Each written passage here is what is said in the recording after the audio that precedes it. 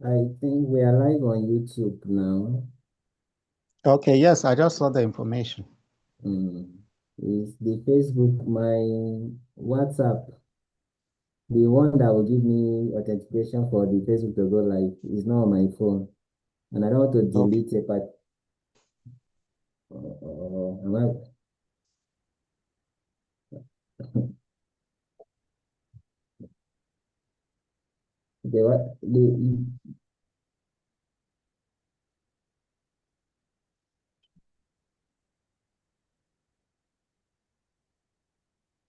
YouTube is playing back to my ear. Mm. Where are these people? It's 4 o'clock. Tefa, welcome.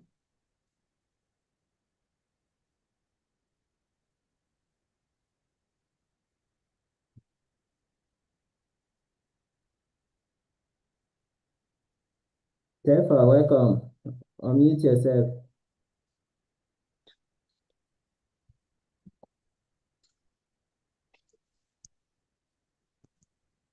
Ah, I'm here. Hmm. Yeah. Tefa, where's your visual? Well done, sir. How you doing now? You Fine. these Benue people, you just cut us off completely. We know they see you now. No, sir. Everything is fine. Okay, oh. Good to hear from you. Good to see you too, sir. Yeah, thank you. Welcome, sir. Yeah, thank you.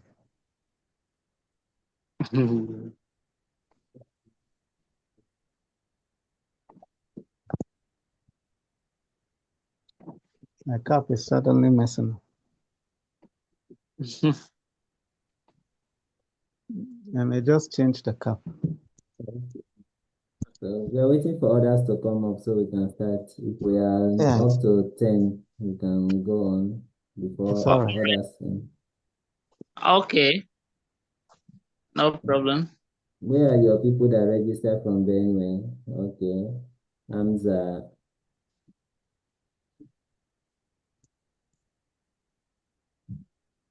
Okay, there's this all back I'm getting from YouTube. I hope you people are not getting the same. No, the sound Well, is clear here. the sound is clear. I'm getting all back from YouTube because we're live on YouTube too.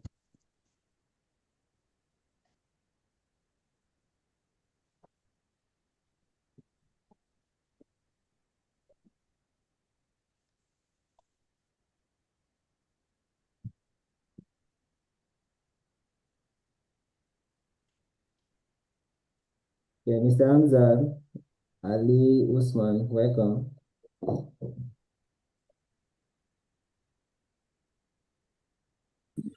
Thank you so much, sir, for recognizing my. We are waiting for others to come. We have over 50 persons that registered. So let's see, maybe we just pray some of them are reminded that the meeting is today.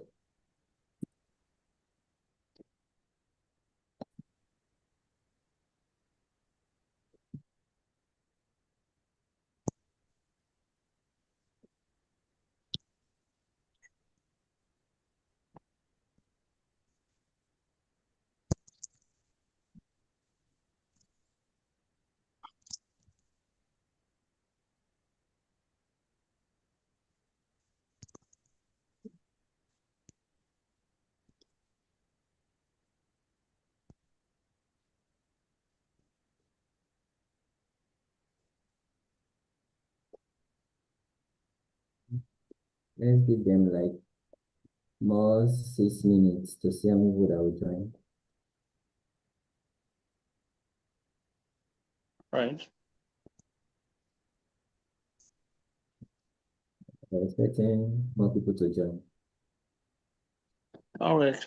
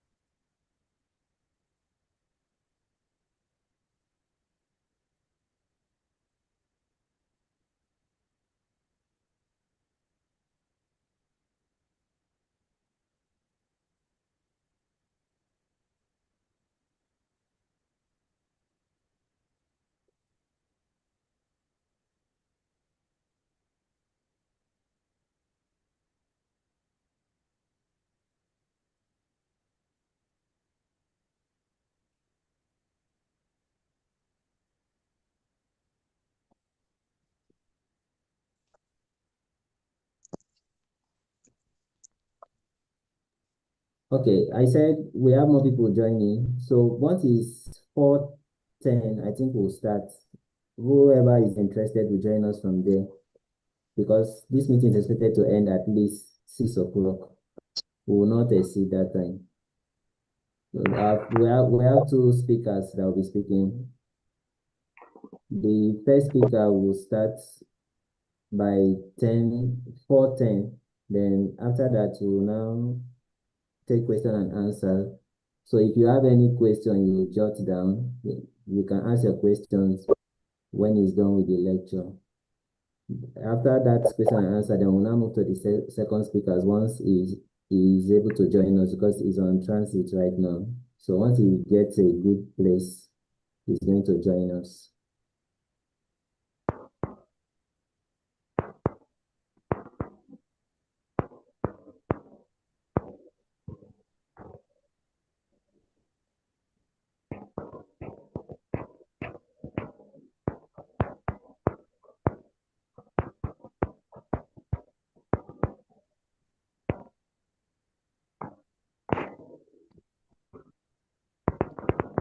Okay, who is giving us sound from that end?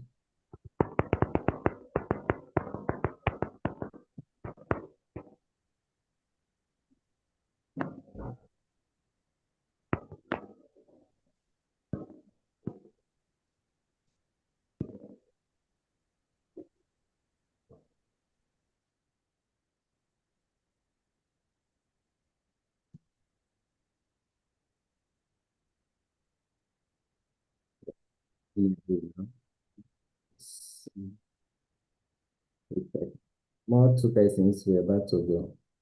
2 minutes, we'll pick up. Okay. They said the lighting is okay, right? Yeah, the lighting is very okay, sir. In 2 minutes time, we'll pick up. All right. So others will join us along.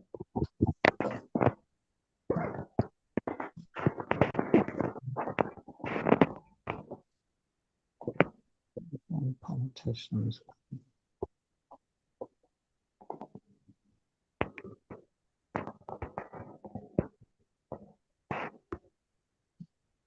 If you're not part of the guest speakers, please unmute yourself.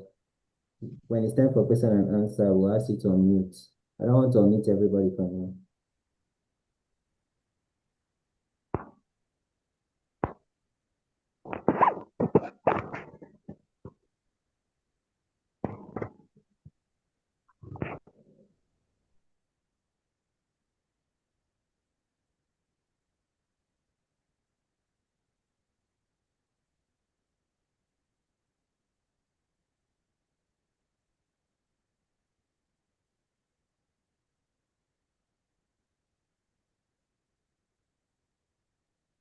Okay, it's 10 minutes already, and we're starting with, okay, we're just 7 in the room. I think we can start. When they join us later, they will join us from there. But before we do that, let me do an intro of our first speaker. So, coming, let's record it. Since we're on YouTube, there be any need to even record? We can get the playback on YouTube. If you are sure it will continue till the end without Okay, hitches. so let me record from here. Yes. Record. So Like how let many me, minutes do I have for my own? how many can you go? You can't give me more than 30 minutes. Sorry? Between 20, 30 minutes, it should be okay. Okay. It will be fine then. All right. Okay, so I need to be sure. Okay, let me do my intro. Oh, you can all see the screen. Yes. I think I'm sharing a file now. You can see the picture on your end, right? I can see the topic here. Okay, okay. My name is Prayer Frederick, and I'm the convener of this webinar. I'm also the CEO of City Reports Media. The initiative for us to have this conversation is born with the fact that every election season, the media play a very critical role to see that we have free, fair, and credible elections. And over the years, you see the stifling of the media and bullying of journalists. Recently, you can attest to the comments made by the Minister of FCT, where he threatened that if he had a gun and he was physical with a journalist, he would have shot him. And when the media, as in people began to complain, he said it was just a statement. But these are statements that actually send threats to professionals and will make some journalists not want to do their job as it should be. So, like I said, my name is Frederick, and I want to officially welcome you to the one-day masterclass webinar, The Agenda Setters, the role of the media in the 2027 elections, phase 1. This is the first phase we're going to have. We intend to have 3 phases of this program before the elections. The next one will be sometime around August. We'll come up with other topics and other guest speakers. Then maybe the last one will come up during December or before the election in January. One will look on other topics. So for the meantime, let me introduce our guest. He will be speaking on the topic, the people, the politicians, and the media. Who should drive the agenda? Our speaker is Comrade Umar Abdullahi Angebi. He's a media expert, politician, and a public affairs analyst from Nasarawa State. Mr. Umar Angebi is an educationist. He was once the chairman of Labour, he was once the chairman of all political parties in Nasarawa State, IPAC. I hope I got that correctly. And Yes, he was you're also correct. the candidate for the Labour Party in the 2019 general election, if I'm not mistaken, not 2023, 2019. You're right, He was 29. the governorship candidate for Labour Party, and currently is the CEO of Smooth Television.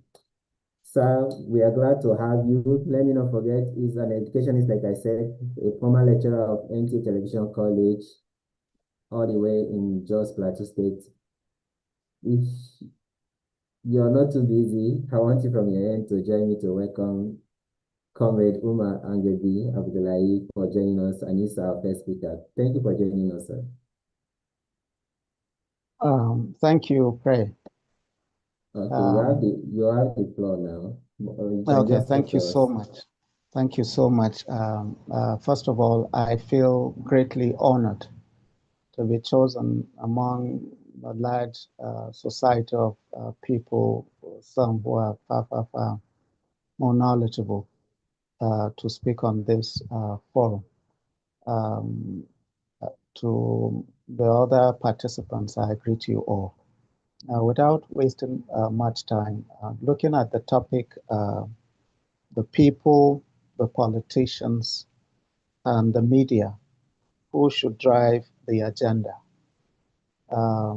It is important for clarity to look at those variables before we can even begin to identify who should do what. And I intend to start by looking at the people in this case. Who are the people, especially from the backdrop of the topic that we're discussing? it would mean that for us in this geographical location called Nigeria, citizens, people of diverse cultures, religion, and ethnic backgrounds. You have the males and the females, you have the young and the adult, you have the educated in terms of the educational class, you have the rich and the poor, you have those who live in the city, you have those who live in remote areas. And mind you, when we say people here, we are not only referring to citizens. There are people who have decided to be in Nigeria, either for businesses or for the fact that they prefer the country and all that. And then there are citizens and so many other issues. But it's important to understand that the people here are human beings living within this area, those with different backgrounds, different social, cultural backgrounds. So, but in order to push it further, the people are those who are governed by those in power. And the responsibility of governance rests not just with those who hold political positions, but they too have a stake in it, because governance is about providing all the necessary needs of people, the necessary needs of people from every angle that you can think of, whether it is educational, whether it is health, whether it is leisure, and so many other things. So the people are there as the responsibilities of those in public offices. I hope that explanation for the people suffices, but we shall be dwelling more on that when we continue with the discussions. And then the second issue here, the politicians. Who are the politicians? And you cannot understand who a politician is without mentioning democracy, because that is specific. We have different types of leadership in the world, whether it is monarchy, oligarchy, whatever type, even if it is military rule, but we're discussing democratic governance. And it is through democracy that you have politics. And those actors are the ones that are referred to as politicians. So politicians are those who are actively involved in political activities for the purpose of providing or participating in governance, or bringing those who would be on the seat of governance using the channels of political parties. So the constitution of the country requires that for you to hold public office, especially, you have to go through a channel, through the political party channel. You have to choose a political party. You have to be elected. And that is where we'll make another reference to the people, elected by the people. For you, they provide you, they give you the mandate to serve them. And you can, those people who come through these political parties or channels, and they are given the mandate to serve the people, are those that we are referring to as politicians here. But politicians may not necessarily be only those who are elected. We should understand that the entire gamut requires those who manage the political parties too. If that explanation suffices, I would like to go on to the next point here, which is the media. Because the topic here says the people, the politicians, and the media, who should drive the agenda. So the media, looking at it, media of mass communication, that's what we're talking about. And over time, this media has evolved. And to explain it in very simple sense is, it is the channel through which communication is done between the source and the receiver. The media stands there to project ideas, information, messages from the source to the receiver. So it can be anybody who has any important message to transmit. And the information must be relevant, and it should be able to also provide feedback to the person or to the source who provides such information for communication to happen.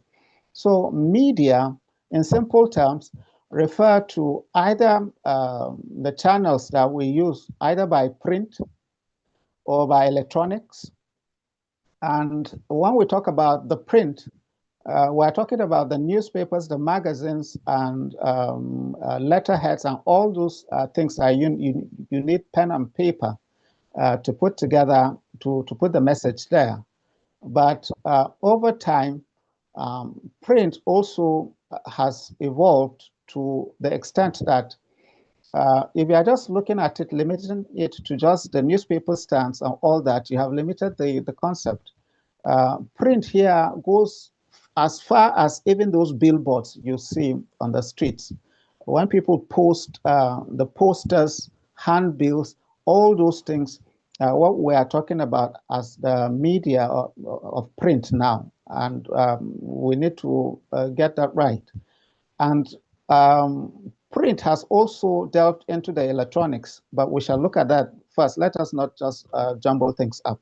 Then the electronic medium has to do with the television and the radio, which is the conventional type that we used to know, or the traditional media, which the print also belongs there. But advancement in technology has also introduced the new media, whereby the Android or mobile devices have now created another channel through which information is applied to a mass or a broad spectrum of the audience. So speaking about the topic, the people, you and I, people of the society, young and old, educated or not, living in the city or the remote area, that the responsibility of governance is about providing services to them. And then those who sit in public offices, elected or given the mandate by the people, are the politicians. And then the media is the channel of communication, radio, television, print, newspapers, and all that. Well, let's not forget an important actor there. Those who operate the media that we refer to as journalists or media practitioners, they are there also within the realm of the media. So it is not just the machines operating themselves. There are people behind the actions, packaging of these messages, and that is the journalist. And once we look at the topics in this regard, then the issue of agenda is also important, which is a factor that we would say is related to the media and media practitioners. What is agenda? Agenda is the everyday social issues, talking points, events and happenings that have direct impact on the society, which the society should know. Either they know or they don't know, but it is there, that affects their lives. So you cannot wake up in the morning and not know what to do. you have to plan a program. And so all these guidelines or all the things that you are there for you to say, this is what I want to do, or this is what I know about myself or the society, can be termed as agenda.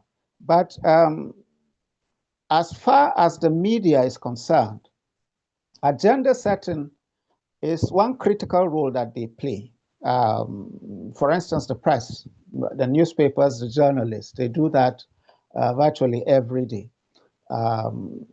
Agenda setting is from all the happenings in the society. When you look at what the press or the newspaper, you go to the newspaper stand, or you switch on your television, or you go on the social media, and those things that happen that take the attention of the society, carefully presented by different media channels, are the agenda. Whether they are relevant, whether it is what the society actually needs, or it is something that is carefully crafted so that the society should go along with it. That is what we are talking about agenda. So largely, you find media organizations, the press or journalists, set an agenda for the society, whether they are political agenda, whether there are issues of governance, whether there are other social issues, whether there are health issues, or that. And depending on how much of relevance that the media put or project on an issue, they help to raise the agenda. Whether it is necessarily what the society wants or not, that is the issue. But in order not to stray too much away from the topic, in simple terms, the people, the politicians, and the media are also affected by the agenda. For the people, the agenda would naturally be things that would drive or solve their day-to-day problems. That is what they would want every day to see, drawing the attention of the politician. And then from the side of the media normally goes to project what it thinks is the agenda in the interest of the people, but also to draw the attention of the politicians to them. You will know that in the structure, the media or journalists normally refer to them as the fourth estate of the realm. So you have the judiciary, you have the legislature, you have the executive, and they position themselves as the fourth estate. So for who to drive this agenda? When I was confronted with this question, I think that my most immediate response would be handing the responsibility of who drives the agenda to one institution alone would be dangerous. I don't think it is entirely the responsibility of the media to drive the agenda. No, you should leave it in the hands of the politician to be solely responsible for determining the agenda, or that of the people. So I think it's a shared responsibility. And why do I say so?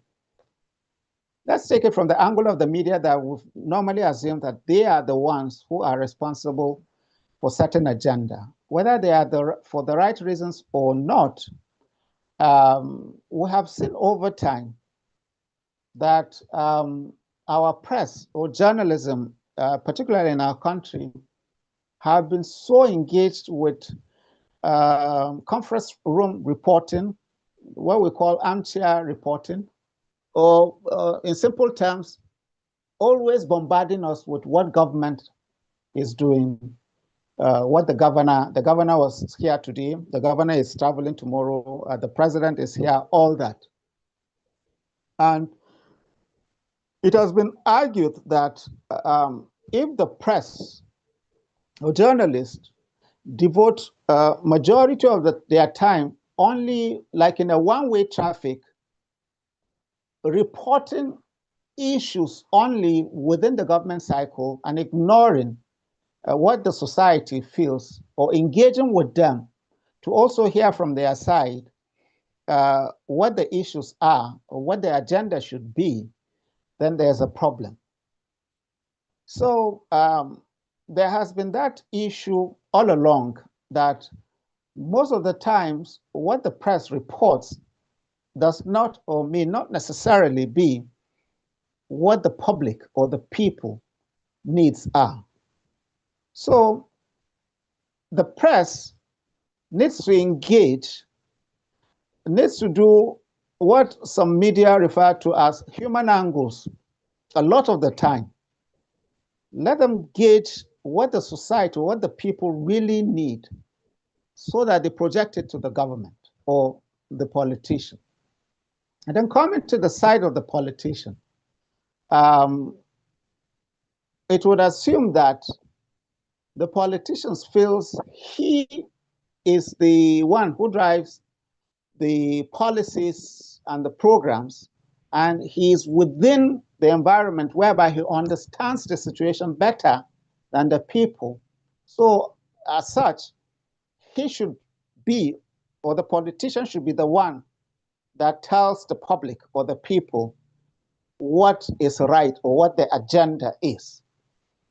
But in actual sense, if we hand that entire responsibility to a politician, the tendency for politician to always look at it first from his own point of view, and second, for political interest of remaining there in power, would naturally affect popular interest, because positioning himself as a politician always to look good to the society, whether the society are feeling the impact of governance or not, is a major issue when you hand the agenda setting role entirely in the hands of the politician.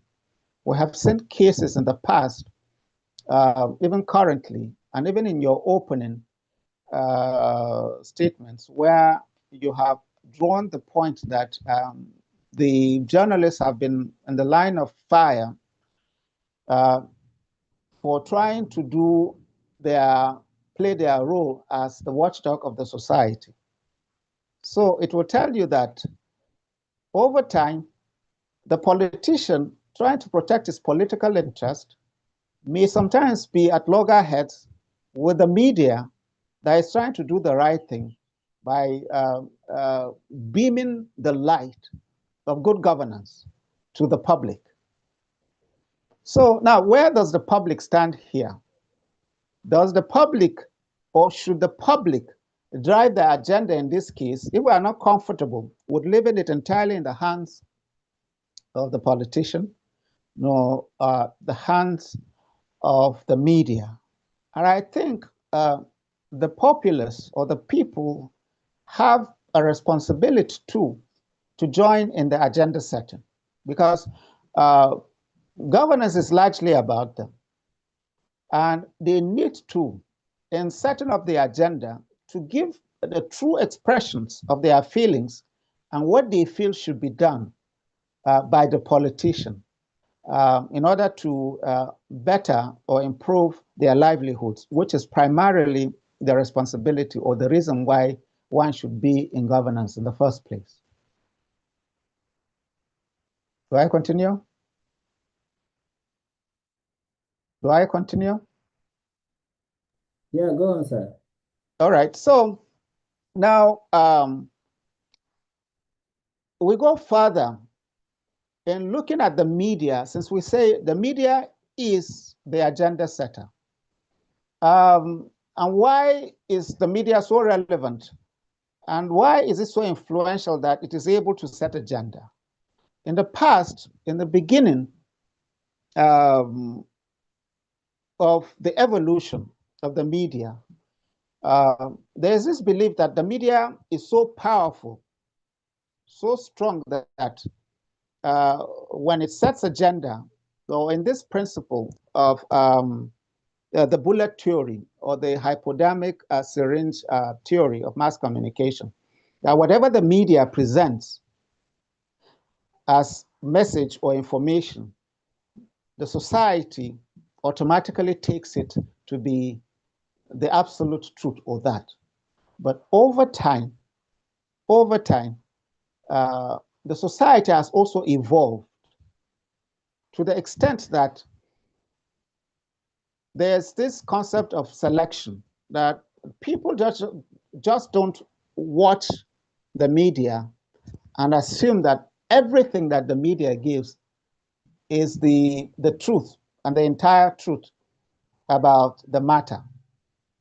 But like I said, the evolution too has also positioned the politicians that today you have the traditional media, you have the new media, and then you have professional journalists or media practitioners.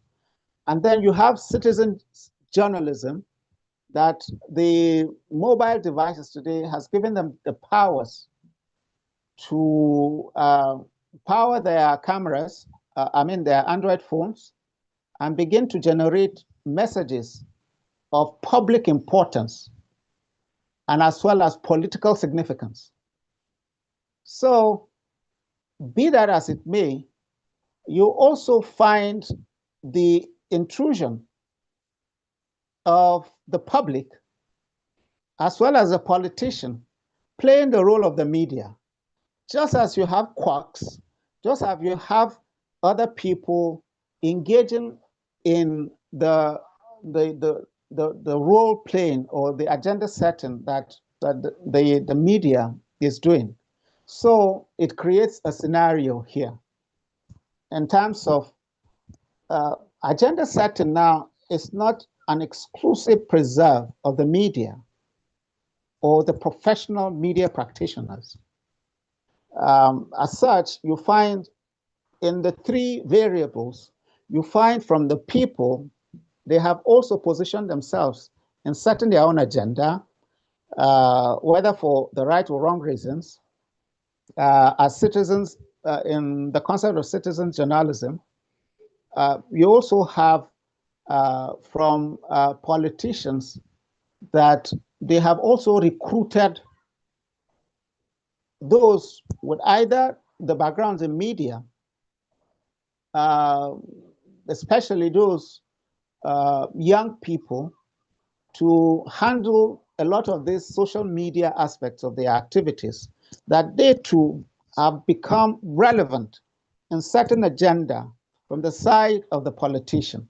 So we need to understand these concepts very well to see that it has for some time not entirely been the responsibility of the media or the professional journalist, nor does it come only from the print or from the electronics, but you find the incursion in agenda setting by politicians and those and the people too.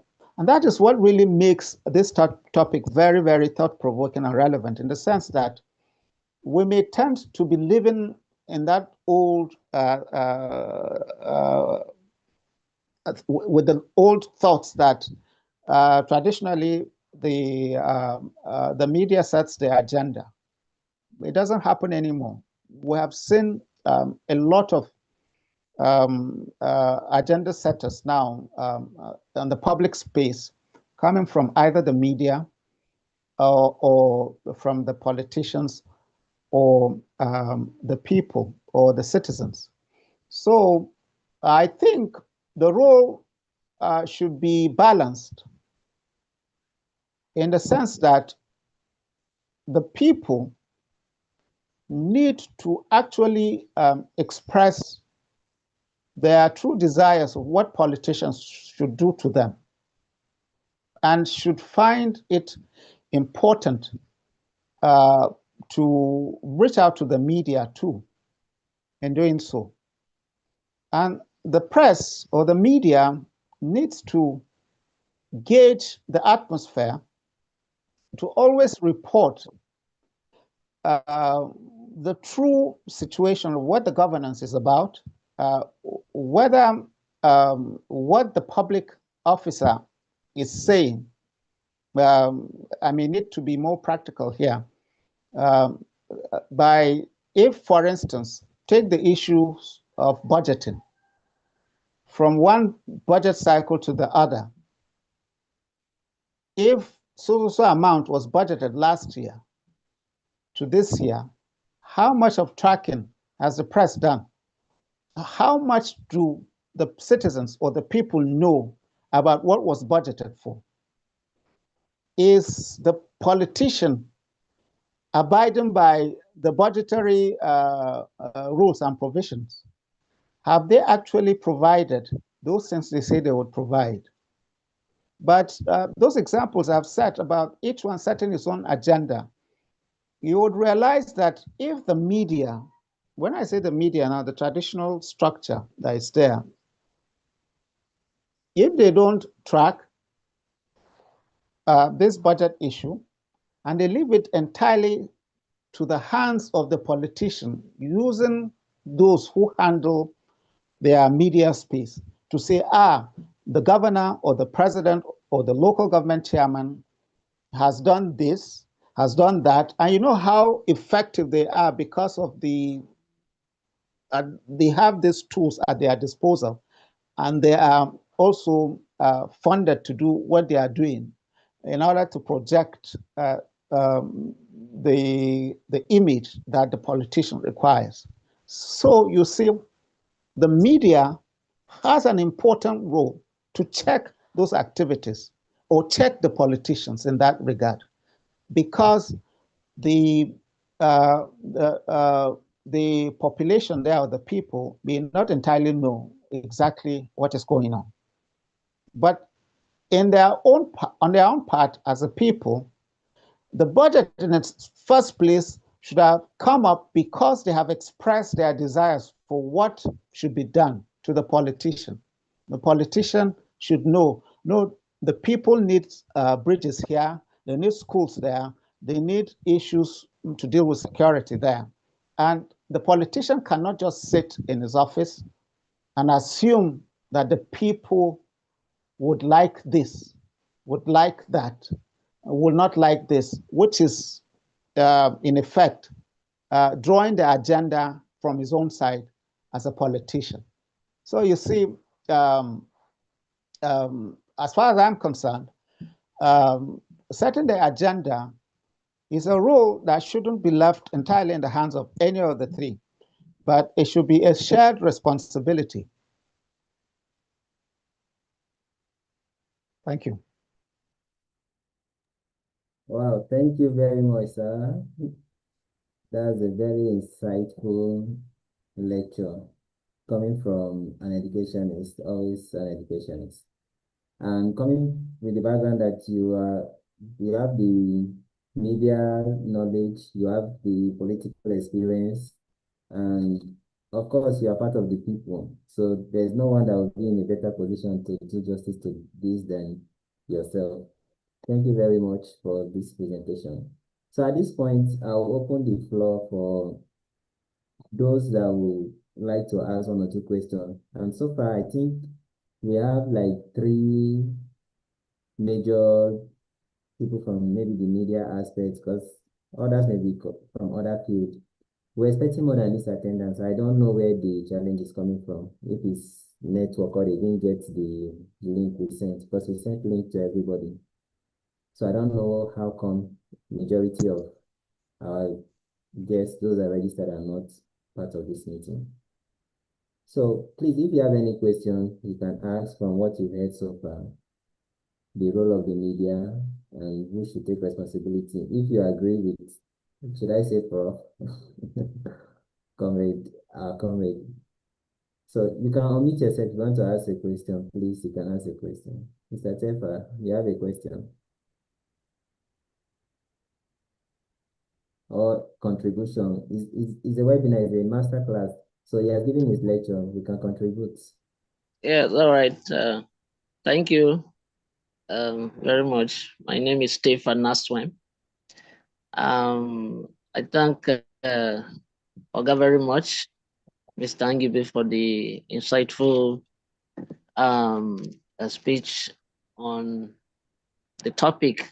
I agree with what he said explicitly about the shared responsibility for the agenda setting, because the media is not left alone to play the role of setting agenda.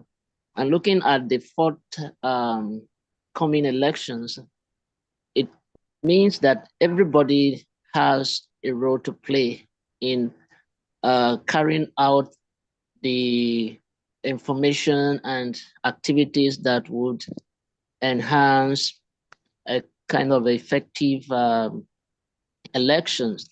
The media synthesizes people on certain issues that they may not have the in-depth knowledge, because the media practitioners are people who are well trained to gather information, confirm information, verify information before disseminating such to the people. And then the people also pass through the media to express their grievances, opinions to the government. So the media, the people, and the government all need to work together in order to achieve the agenda setting and enhance development, improvement in elections and other aspects of our existence.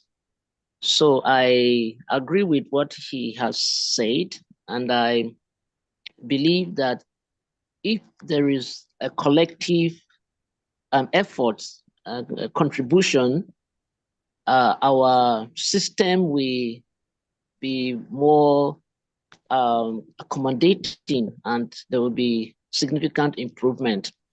So what he has said has gone a long way to making a significant impact. So I agree with what he has said entirely. Thank you. Thank you very much, Mr. Tefa, joining us all the way from Benue State. Mr. Tefa is also a media expert and the CEO of this Naswem Communication. Thank you very much. Okay, I have Mr. Hamza Ali Usman. Mr. Hamza, do you have any contribution or question to make?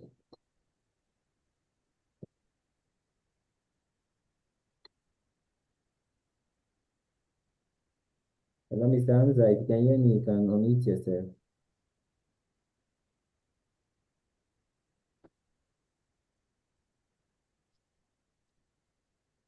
I don't know if Mr. Hamza is with us. Okay, I have Mr. Umar Abdullahi, is also a guest. Is a namesake to our guest. So, okay. Umar, you can speak if you are willing. Let's hear you. If you have any question or contribution. Okay, thank you, everyone. Good afternoon once again. Greetings. Although I don't have any question, my own contribution is just to the effort of that's my namesake Umar here for taking his time on this wonderful section, and then we really appreciate that. Thank you. Thank you very much. Okay, who else want to speak? Thank God. I have a question though. Thank God, you join with 2 phones. No, my network was having issues, so it was disconnecting and I was trying to come back. Okay, I'm saying to your name coming twice. Okay, go ahead. Okay, good day, sir. My name is Alozie Tengo Chinemelo. and I'm a student of the Federal University of Technology, Owerri. And my question goes like this. In our country today, Nigeria, in reality, when media organizations depend on political and corporate interests, like all these politicians and the rest, for survival, can they truly serve the people's agenda, or are we just simply choosing between two different forms? And what role do they have to play to augment this kind of lack? Okay. Hello, sir. Can you hear me? Yes, I can hear you. Can I go ahead with the answer? Go ahead, sir. Yes, sir. Yes, thank God. That's a very interesting point that you've raised, which has to do with media ownership. I think until around between 1991 and 1993, the media space, particularly broadcast media organizations, the broadcast media has been largely the exclusive preserve of the government in that military era. And it was gradually that private practitioners came into the fold. But media ownership is a very thorny issue that to deal with. Once, like there's this saying that he who pays the piper dictates the tune. If you leave the media entirely in the hands of government, their media outfits go as far as even sanctioning the opposition in participating in their activities. It is always what the government says, what the governor, what the president, what the chairman does that they are projected.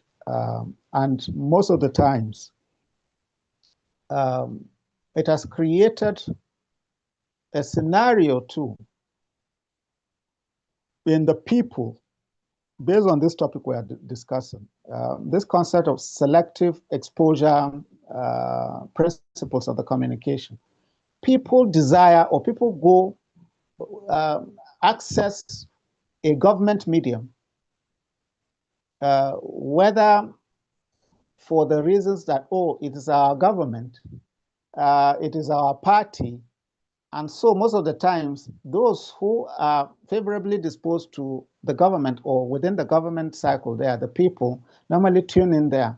And whatever the government says, or the media says, they tend to believe it. Yes, it's true, the government says that. But in the same fold, those living within that same society that may not share that same political views, or they belong to the opposition, whatever that medium, government-owned medium brings out, whether right or wrong, they tend to see it, they reject it. They don't believe it. They feel it's government propaganda. No, it's the mouthpiece of government. And then, so you would think that the private sector media that may not necessarily be politically inclined to anybody would come in to solve the problem. But number one, most of these private media establishments have, they are a business concern with a need to make money too. And so sometimes they may parry towards whoever gives the largest, whoever pays, that is what they project. And will that be the right agenda? What about the poor, of the poor in the public that need their agenda to be also projected to government? So the private sector media tends to only set agenda or project an agenda if it is paid. But from the other side, the influence of government too, if the private sector or those who are not pro-government decides, okay, let us bring out the government, let us expose the bad things about the bad governance and all that, then they get sanctioned. You know, very recently, the NBC, which is the board, the National Broadcasting Commission of Nigeria, was saying something about even how programs should be presented by anchors. So these are the kind of the challenges that we face. The government media tends to project only what the government sees or what government is doing, to the detriment of the other society that may not feel that is right. The private sector one is also there not just as a social responsibility organization. They are also trying to balance to make money, or they are there for a particular agenda.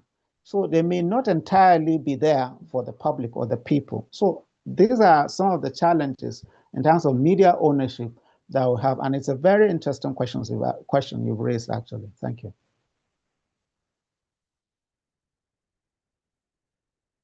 So thank God, was your question answered?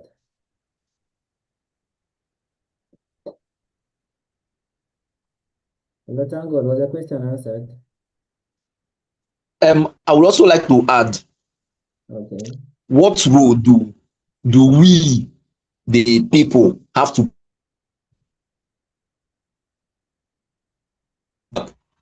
like, what solution can please you repeat proffer that. for I don't know. citizens to Sorry, the I gap? don't know if it's from my end. I didn't get that. Maybe your network was breaking. Well, I think I heard what he has said. Okay, he's looking for the solution from the side of the citizens.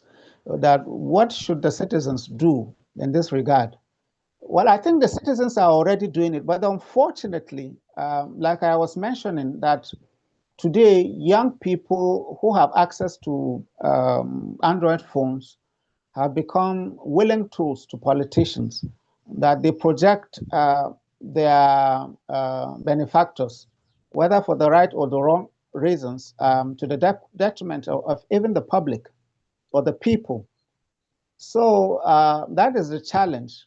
The thing is that agenda setting, like I've said in my presentation, it's not entirely in the hands of the media or media practitioners or the politicians.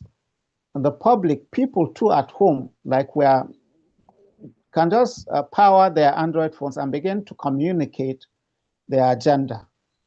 But the fault in the public space or the people too, the tendency to take sides or to exaggerate or to misinform. Largely, misinformation may be the fault there. But disinformation would be either from those handling government affairs or those who are paid sometimes to do that. For clarity's sake, when you are putting an information out, which is not the right information, that is what we call misinformation. It is not true, it is not right. But if you are doing this innocently, that is. But disinformation is when somebody decides to put false information or communicate something that is not true deliberately to achieve certain targets. That is where the issue is. So it's not as if the citizens are not there, but the limitations of the citizens are that sometimes they help to project disinformation or misinformation because of their limited background to the true situation. For instance, if someone from the office of a politician decides to go and capture fake pictures in the society and claim that from the budgetary provision of this year, this is what the governor has done, and begins to share it, and then somebody sees it and begins to share, the source that created that first information is disinforming. While the other one that innocently thinks that, yes, it is our budget that the governor did and all that, and is misinforming.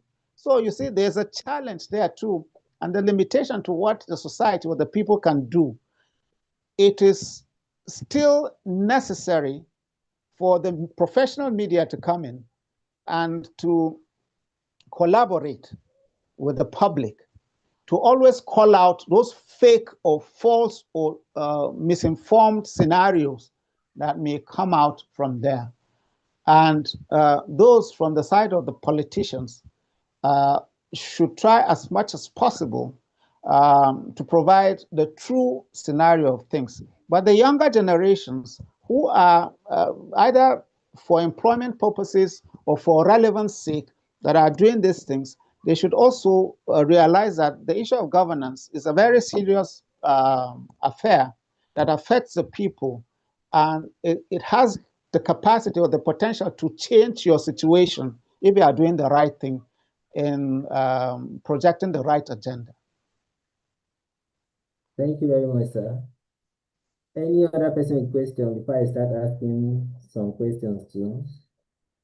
It seems our second guest is having it difficult to join us because it seems his line is not even available. I don't know if the weather in Jos is terrible as we have here. So, any other question or contribution? Because we're supposed to have two topics, but since he's not online, we can just as well look into his own. Our guest is capable for both. I'm sure you can take both. Okay, so while we wait for anyone that is ready to talk, let me ask a simple question, sir. So we talked about the people, the politicians, and the media who should drive the narrative, who should set the agenda. And from your lecture, you said nobody should be given the responsibility to the entire responsibility. The yes. entire responsibility. But the media is the fourth realm of the estate, like you said. The media must play a very critical role in every election for it to be free and fair. Now, looking at 2027, whether we like it or not, the elections are already here. And from today, actually, the parties were supposed to start their primaries and congresses like that. But a lot of them have shifted it to May and the rest of them. So what can the media do to hold these parties accountable? Because it seems they try to drag the process towards the ending of the line. So by the time they do whatever they want to do, nobody will be able to question them and say, hey, you are not doing this, you're not doing this, you are breaching the law. And we saw the early campaigns from the ruling party actually.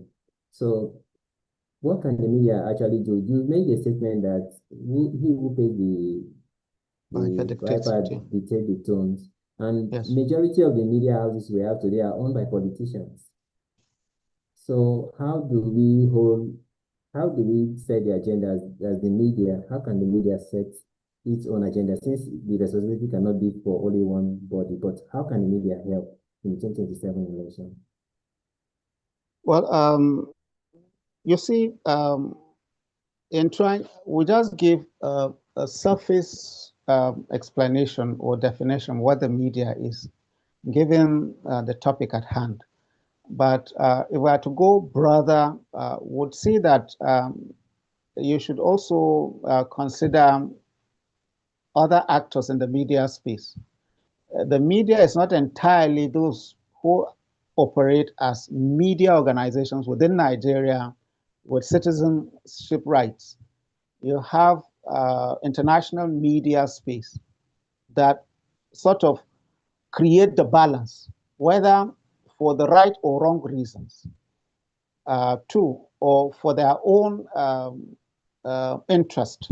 But when you have different sources in terms of the media organizations given this, and then the citizen journalism, all that, you can easily pick out those who are exaggerating the agenda, those who are totally off the agenda, and so on and so forth.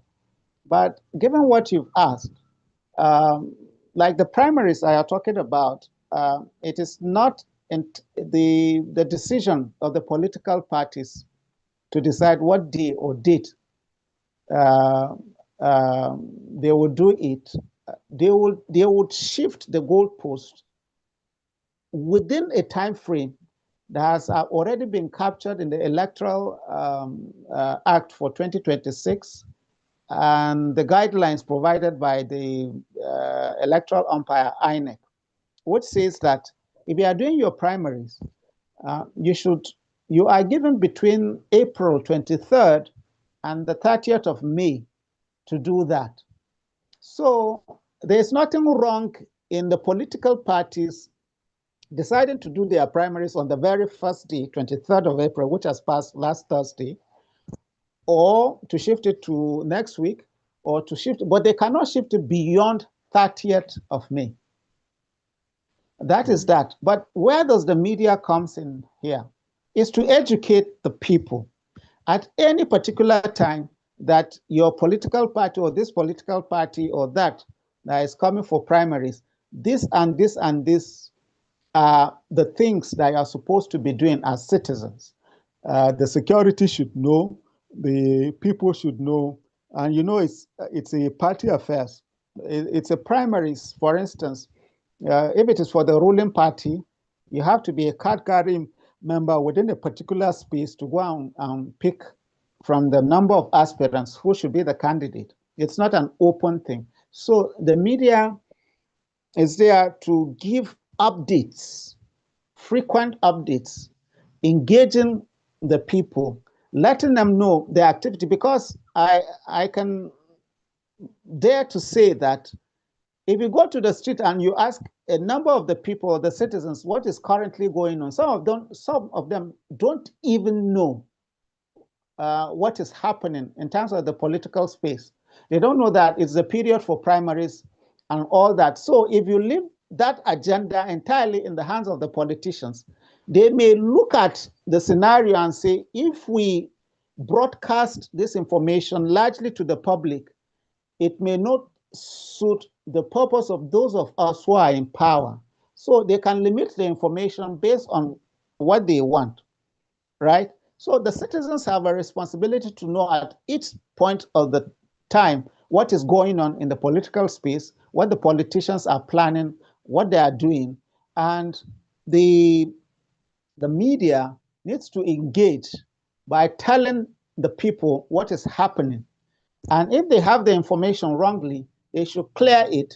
And then where the politician is economical with the information, the press or the media needs to squeeze it out of him.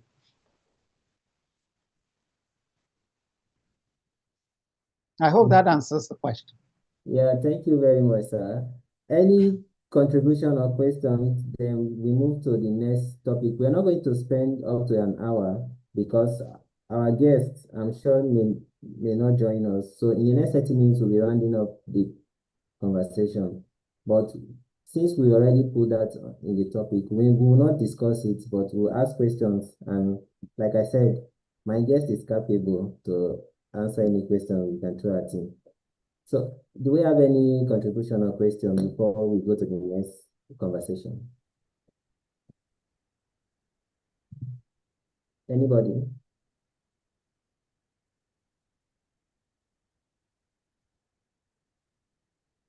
Okay, it seems nobody is ready to answer any question. So let's look at the second topic. Although we're supposed to have Polycarp Auta. Polycarp Auta is a journalist and is the correspondent for journalists in Plateau State. And let me read his profile, but we'll just look at his topic.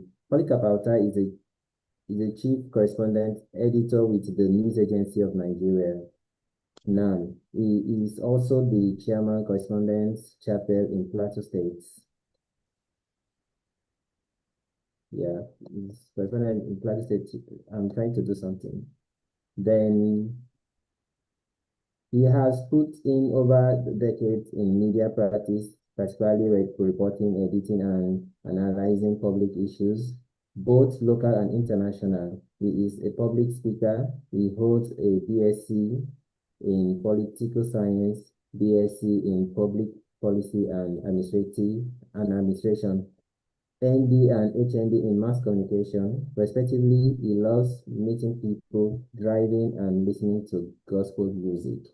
But unfortunately, we were not able to have him because before we came up, I spoke with him and he said he was looking for a way that he's on transit, that he was looking for a way when he gets, then he will join us. But it's more than an hour and he has not been able to join us. From my end here, his line is not going the messages are not going through, which means it's out of network probably. So, okay, I don't know. Let's see. So let's just look at this topic. It was supposed to speak on factual and fearless journalism. This is one point in journalism that a lot of journalists find it very difficult to adhere to or stick to. Your story may be factual, but do you have the courage to report it? Or because you have the courage to report your factual report. There was a topic we were supposed to have too, but one of the guests could not confirm that she was going to speak because of she lost her mom. And she was supposed to speak on responsible broadcasting. But we're going to look at that in our next edition. So on this fearless reporting, let's look at, I have all my facts, but how can I report these facts in such a way that I don't truncate democracy? Like they will always say, our democracy is still growing. So what responsibility do I have in holding government or the politicians accountable to make sure that these facts we have, Mr. President, Mr. Contender, you don't have the capacity to be here. I have a lot of facts to show that you don't have the capacity, but how do I go about this so I don't create problem in the system? All right. Thank you for giving me that opportunity to speak on this topic. Journalism or a journalist has been trained to abide by or uphold the true ethics of the job. It has a social, a corporate responsibility, and in the interest of the public. So, like towards the end of what you are saying, you made an example. You gave an example, which is quite relevant. When you consider a story factual, and you as a journalist, you are known to be fearless, that fact about the story that you are going to be releasing, how does it affect the society?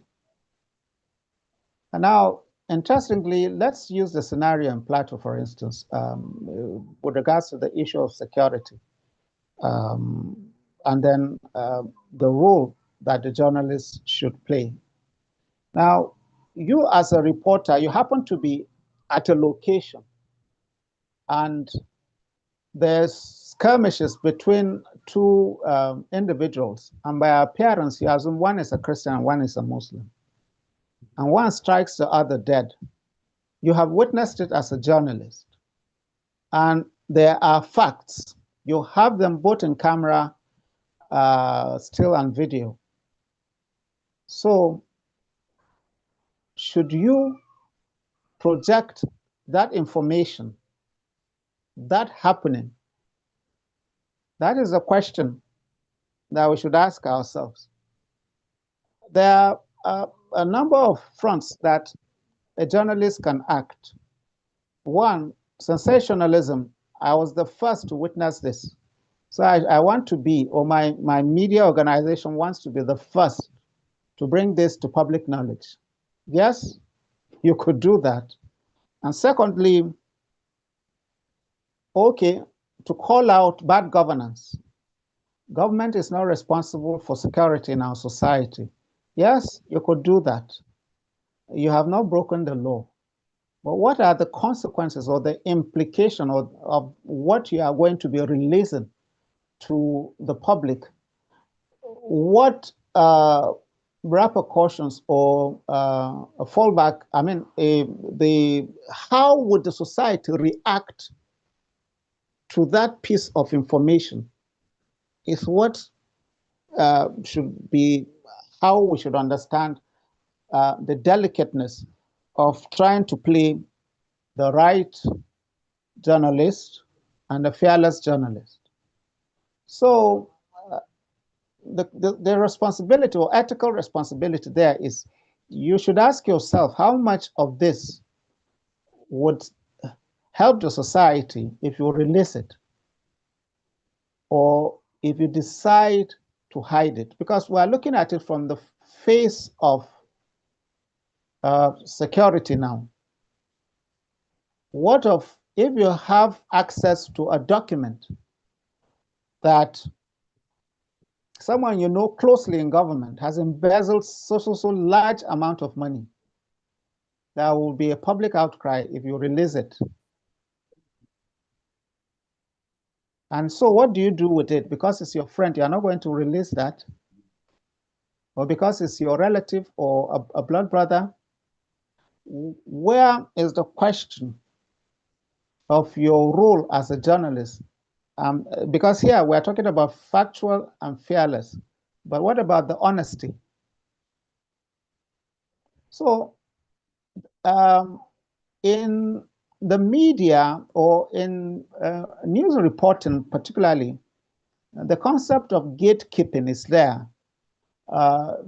Editorial judgment by usually requiring a more experienced person who understands the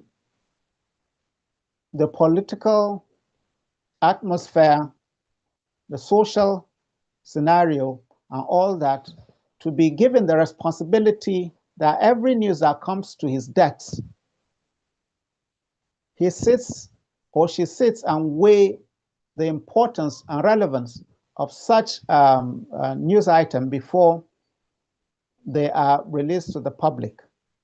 It is not just about making name or improving the status of your media organization or about you being fearless.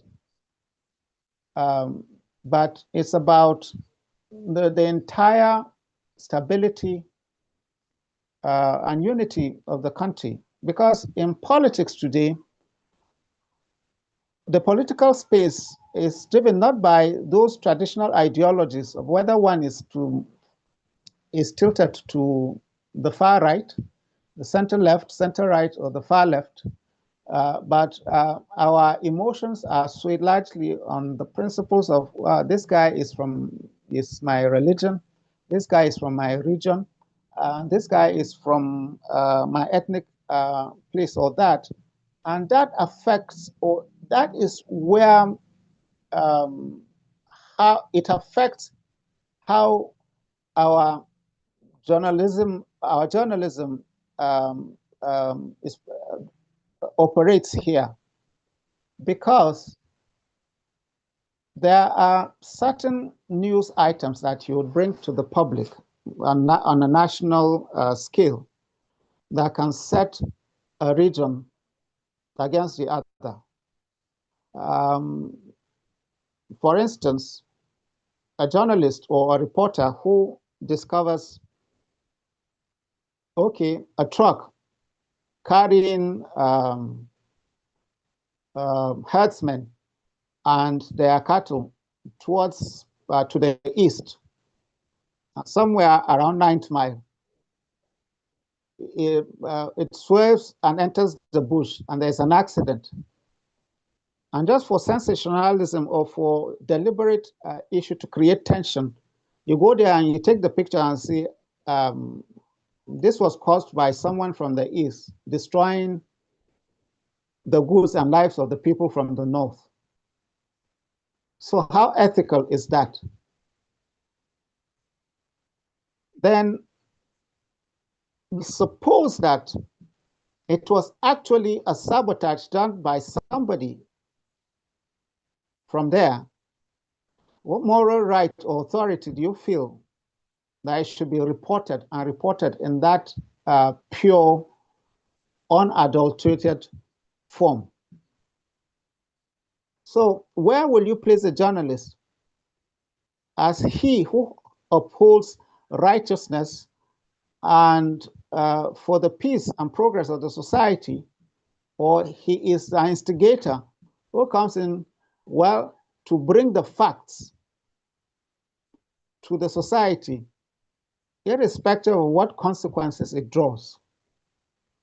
So these are the issues. I believe that editorial judgment and those who are experienced in that realm, and mind you, all these bodies, the professional bodies, they are regulated and guided, and within a country and a constitution that operates, we are guided by our actions and in the course of our duties to always uphold and protect the unity of the country. So it is right that if a journalist discovers that, it's irrelevant information, but it is that which they will draw the relevant authorities to take actions. And then when news are filtering from the wrong sources or from those who would rather see the country burn, then they can come and play the balancing effect in order to balance the story. But where the journalist is totally absent in the scene of the action, and we leave it entirely in the hands of quacks to do, then that's where the disaster comes. Thank you. That was very interesting. Thank you, sir. When we leave it in the hands of quack, and that's where the disaster comes. Talking about that, we are in your first presentation, you talked about not just local media, you talk about internationally. Then yes, you talk about everybody today is almost like a media person. When you go for an event today, you as a professional, you are struggling to have space to even record what is happening because everybody is with their phone, everybody is recording. So at this point, you don't even know who is a gatekeeper anymore because everybody wants to break the news, everybody wants to be the first to trend, that I'm the one that posted this thing first, I'm the one that cut all the videos. So how do we go about this as journalists so we don't set this country on fire, though we are bold, though you have said it, but just looking at now everybody is a communicator. Should there be more rules to safeguard the space, the media space? Well, we already have them enough, the laws. Well, you see, let me say something about being fearless too. In the course of being fearless, you have seen journalists particularly have put themselves in grave danger.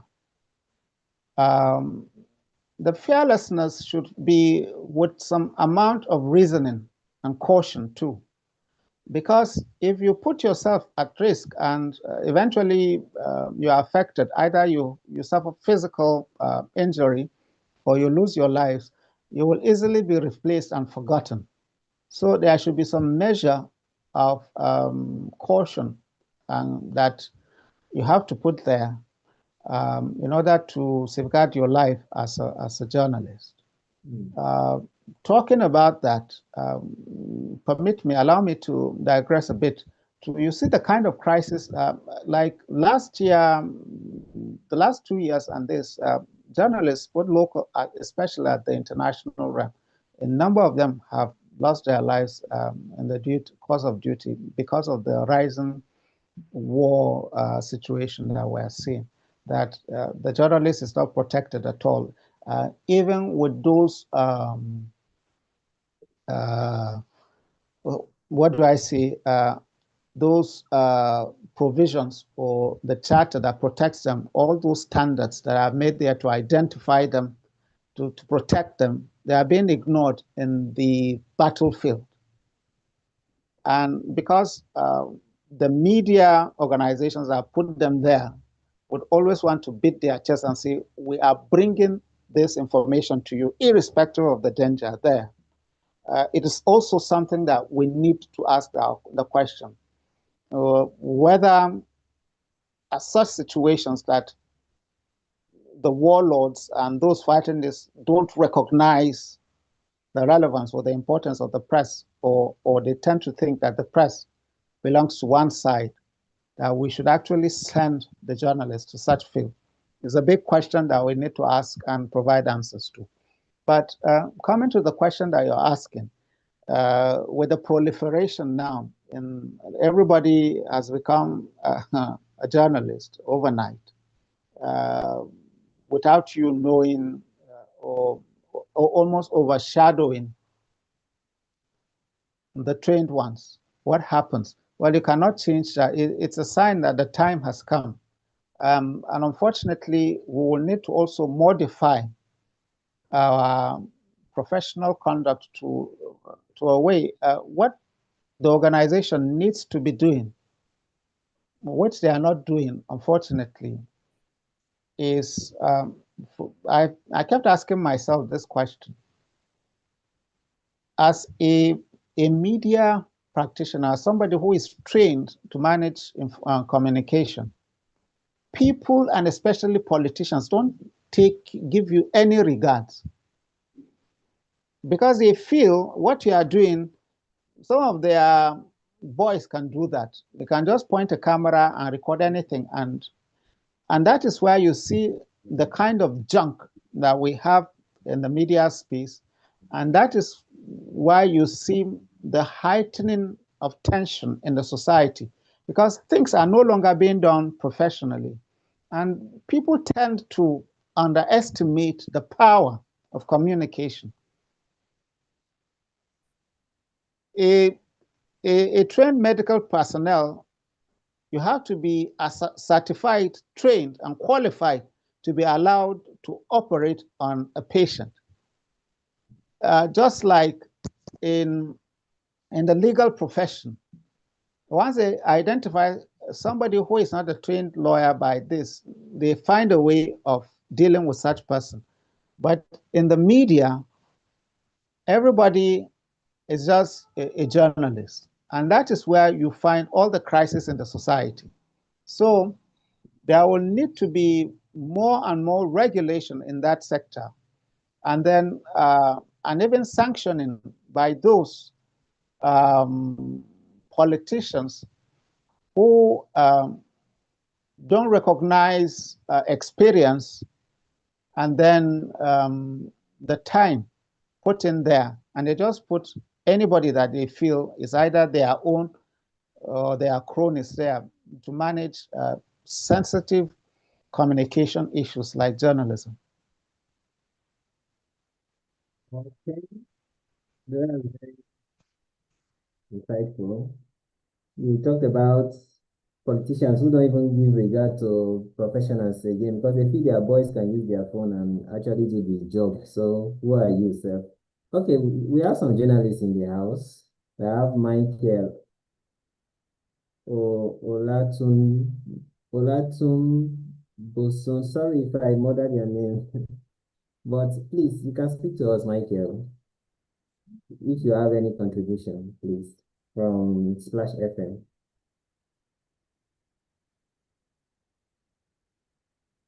Yeah, good evening, and thank you very much for this platform. I must say that I've learned a lot from this conversation. I'm sorry I joined pretty late. I think I joined around 4:30 or thereabout. I was in an event. When I remembered, I quickly joined and left the place. I just arrived home. But all the while, while I was in transit, I was listening to the conversation. Well, I don't think I have much to add to the conversation. I hope you can hear me. Yes, I can get you. Yes. Yes, I don't think I have much to do. I'm a learner. I'm a perpetual learner. So I prefer to just, keep quiet and listen. But when I joined, you were talking about agenda setting. I think there was a question that the resource person was attending to at that time. Yes. And the fairness and all that. Well, what I would just like to say is that sometimes, I'm sorry to make this statement, sometimes when I look at what's going on in the media space, I feel like I just dropping the microphone. I speak on radio, so I just feel like dropping the microphone and abandoning this profession for the people who have taken the space and are the ones dictating the agenda. For instance, in Ibadan, where I operate, you have media houses that are owned by people, supposed professionals, and then what you have is they are bringing what they learned on the street to the microphone. And so some of us who still hold on to the ethics of the profession, some of us who still hold on to, they call us the textbook people. We are the ones who now suffer to the extent that the ratings, and since the ratings became big deal, everybody now has to do what those people are doing because of the ratings. Because if you don't do that, you will suffer on the ratings. Because the ratings that bring the adverts. So essentially, that's what is going on. So, but it looks like I deviated. When you talk about being fearless, the question that you asked, you were saying that we should apply sense to fearlessness, even if we want to be fearless and all that. Nobody wants to be a hero in the grave, even though we want to stand out as journalists. All I just want to say is, just like you said, I think that we should begin to, like we ask that people should call the people in government to account. We should also know that our safety is very important. Many media houses will not come out and stand for you when the troubles come. So that's why we need to apply our sense in all that we are doing. It does not mean that we should abandon the work. Do the work to the best of your ability and knowledge, and just allow history to vindicate you. Right. But I also have a question. I want to ask this question before I stop the microphone.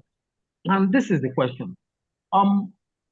Now, the election that we are going to have in the coming months, if you listen to what people talk about this election, it looks like we have completely monetized the consciousness of the people. How do we as media people set the agenda for the people, the proper electoral agenda for the people to say, these are the proper questions to ask, when indeed the consciousness of money has taken over the space? That's my question. Thank you. Okay, that's all right. Olatunbosun, it's an interesting question, and the point there about this 2027 general elections, I think it is very, very important for whoever that is going to be involved in the coverage as a journalist to equip himself or herself with the knowledge of the Electoral Act 2026. That is the electoral, the law guiding that elections. Even INEC itself use it as a template for what they are doing, because you realize that some of this, our colleagues, the journalists, may not understand some of these rules, and you would go and embarrass yourself in the public, or even when you are putting an important point across, but you miss certain details about the facts. Politicians can easily rubbish you. But to answer your question directly, unfortunately, even your abilities are limited as a journalist in what you can do to effect change or have the right things done. But creating the right awareness is important. Someone asked the question about media ownership and what the media can do. Unfortunately, if you belong to a government-owned media that is too picky or is it nervous about the truth coming out, it will still affect your capacity to do the right things. And if you are involved with the private media, and if they have a political interest on some of this, whether they belong to the opposition Just like we see on some of these media channels at the national level, you could easily look at them and say this one is tilted more to the opposition, and this one is tilted more to the ruling party, with very few of them maintaining the neutrality. So if you find yourself in that situation, you would know that, like I said, he who pays the piper, you will know how to construct your stories in order not to offend either sides. But the key thing is to have important information delivered to the citizens. Because still going back to that theory of the hypodermic syringe theory, we shouldn't assume that, excuse me, we shouldn't assume that if we package this information to the public, they are docile or they are dumb, they will just take it. They process it. And they're also part of the system. They understand the going-ons. They can tell your objectivity, and they can understand your constraints based on whether you are a public media or a private one that is tilted on this side or the other. But it is important to have a good knowledge of the Electoral Act. And if you are going to engage any of the political actors seeking political position, you should also equip yourself with the knowledge of who that individual is in order to engage them. Because if you go half informed or you put out an information about any of these contestants that would put you in the position of defamation or lawsuit, then there's a problem there. So equipping yourself with the knowledge, understanding from which of the media you belong and where their interest lies and all that, but sufficiently give the people relevant information and let them be the judge and let them take it from there. Thank you.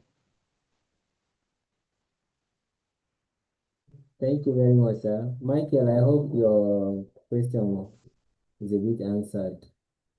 Yes, thank you very much. Answered. Thank you. Sorry for saying a bit answered.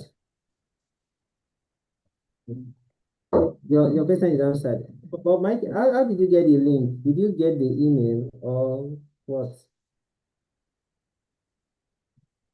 So I think I saw a mail. Yeah, we I sent saw it a to mail. everybody. I also yes, So I an also invite think again. I think I also saw it on Telegram or something. Okay, that's the one you now join with now. Because I had to post on Telegram again on that IC platform because I want to be sure that everyone that registered through there got the mail, because I'm surprised that we have this turnout. Yeah, I got it's possible. Today is got Saturday and it's a very busy day, so it's possible a lot of people forgot that it's today, and yes, it's possible most of them will be knowing about it maybe by 7 o'clock today. They'll say, hey, there's a program supposed to attend. So I would like to know, if we can have our suggestion, if morning session will be better than evening. So the next one we're going to have, we can have it in the morning, but that should come up around August, hopefully. That's when we'll have the second one. All those that are registered will send you email. You don't need to, you can re-register, but whether you register or not, we'll send you email again, because we would like to know the new people that will register. But those of you that register, I think we'll send you for the second phase. So thank you very much. If there's any question, anyone that wants to ask question or contribution, so we can round up this session.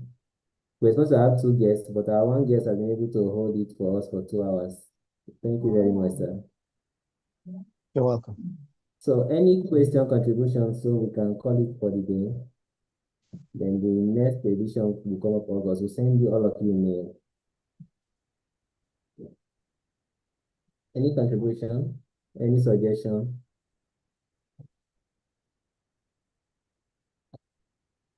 Mr. Tefa, anyone? I don't want to call names. Nobody wants to talk. Thank God you're okay. our namesake, thank you very much for joining. There is this person, Miri, thank you for joining.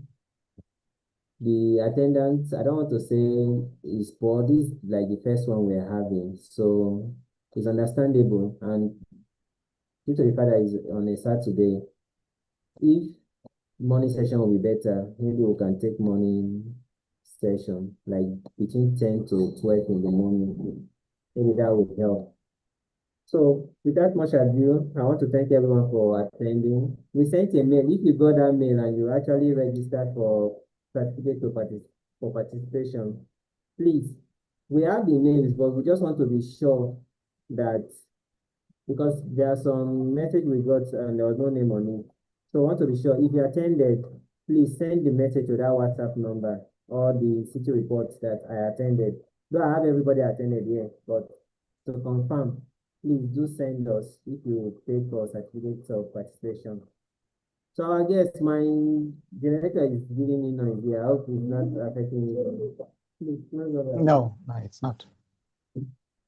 So pray. Please take charge of my solar.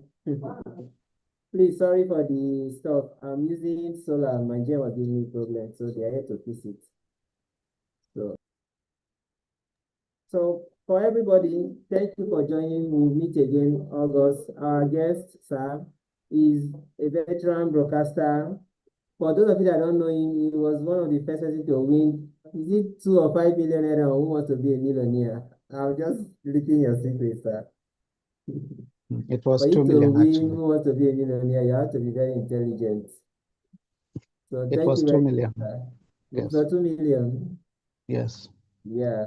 So he was one of the first persons to win $1 million or 2 million on Who Wants to Be a Millionaire. Then he's a lecturer, like I said. He has a lot of students. I'm one of his students. So I'm proud to be a student, sir. And thank you for holding on. If not that you are on, I don't know what would have happened to today's edition, because our guest too, that was mostly the major person on the flyer before yours came out. Look at how things turned out to be. He's not able to join us, maybe due to bad weather or because he's on transit. But thank you everyone for joining. God bless you. And to our guests, do have a lovely day. My name is Pierre Frederick, the CEO of City Report. Though I don't like using that, but we are going to stream this on our Facebook page. We are on YouTube already.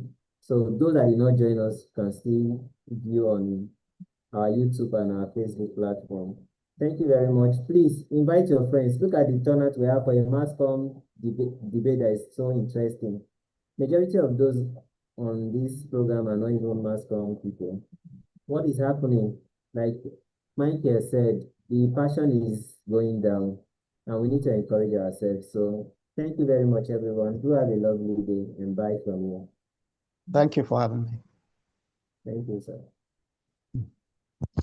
Thank you. Thank you very much. Thank you. Thank you, everyone. Good. Thank you. Okay, that's a good one. Let me stop recording. So for the next few minutes, you are free. You can say anything you want to say. You can catch up with our guest, please, before he goes. If there's anyone that wants to talk to him, you can talk to him. Okay, you'll send the link after. You'll post it and we'll follow it from there. Okay. Thank you, sir.